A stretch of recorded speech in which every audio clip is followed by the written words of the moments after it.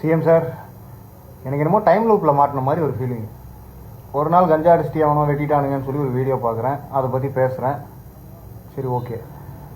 அடுத்த நாள் மறுபடியும் பார்த்தா இன்னொரு வீடியோ, இதை பற்றி நேத்தனடா பேசணும் அப்படின்னு யோசிச்சா இல்லை, இது புது வீடியோ. சரி, அடுத்த நாள் போகுதுன்னு பார்த்தா அடுத்த நாள் இன்னொரு வீடியோ. லொக்கேஷன் மட்டும்தான் மாறிட்டு இருக்கு, பட் நடக்கிற விஷயம் எல்லாம் ஒன்று தான். வந்தான், கஞ்சா அடித்தான், வெட்டினா, ரிப்பீட்டு. வந்தான், கஞ்சா அடித்தான், கல் எடுத்து மண்டையில் போட்டான், ரிப்பீட்டு. வந்தான், கஞ்சா அடித்தான், கத்தி எடுத்து குத்துனா, ரிப்பீட்டு. நாளைக்கும் வருவான், கஞ்சா அடிப்பான், வெட்டுவான், குத்துவான், ரிப்பீட்டு.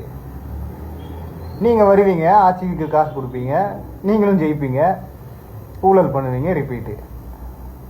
இல்லை எனக்கு மட்டும் தான் இந்த மாதிரி ஃபீல் ஆகுதா, இல்லை இருக்கிற எல்லா மக்களுக்கும் இப்படி தான் ஃபீல் ஆகுதான்னு தெரியல.